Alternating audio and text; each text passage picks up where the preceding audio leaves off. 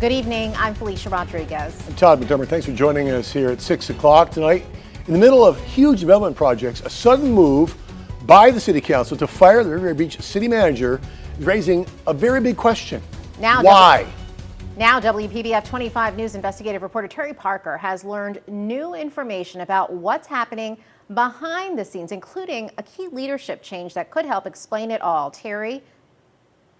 Right, here's what I have learned. The fire chief in Riviera Beach is retiring in May, something that hasn't been widely known. That means a new chief will be chosen very soon, typically by the city manager. But now there's a sudden push to fire the city manager. So the question becomes, who will then make that fire chief decision? And could that open the door for a controversial candidate we've been investigating? The true story is what's really happening behind the scenes. And what's happening behind the scenes is not a pretty picture.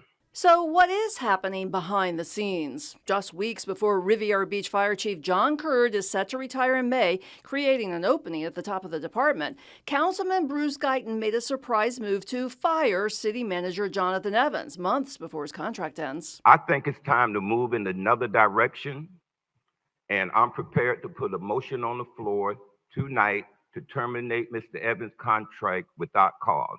Guyton cited concerns about how the city is being run, but he also strongly defended Assistant Fire Chief Keith Golden. Mr. Evans put his foot on his neck and suspended him. And he was at an incident giving directions that resulted in the car going down. Lies, lies, lies.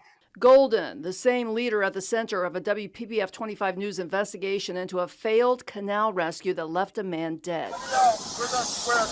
As we first reported, outside investigations found serious problems, including lack of water rescue training and leadership failures.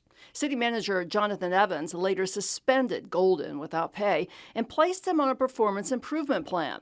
The city manager typically decides who becomes fire chief. But if Evans is removed, an interim manager selected by the council could step in and make that decision quickly. The firefighters union tells me it's hearing that's exactly what's being discussed. We found out that the council's plan was to get rid of Jonathan Evans as a city manager so that they could put Keith Golden in as the new fire chief. The firefighters union is strongly opposing that move. I think it would be disastrous for the residents of Riviera Beach as well as the firefighters who work there. I reached out to all the council members to see if they supported firing Evans. Only Councilman Glenn Spiritus and Mayor Doug Lawson replied. Spiritus declining to comment yet. Lawson saying as mayor he wouldn't get to vote on Evans, but as far as the fire chief position, I fully support promoting the current assistant chief to fire chief. I, of course, asked Assistant Chief Golden for his comments, and he texted me back this. I will not be participatory in this story as the union president is entitled to his opinion. He is full of misinformation and disinformation. But find out from that union president what qualifications Chief Curd had prior to getting his appointment to the position that I did or do not have. And the council was scheduled to vote on Evans' contract Wednesday night, but council member Guyton left the meeting for a break and they ran out of time. It's unclear if they will bring it back up at the next meeting in 2 weeks. I did reach out to Evans for comment as well and have not heard back, but we'll stay on top of this development for you. Terry Parker, WPBF 25 News.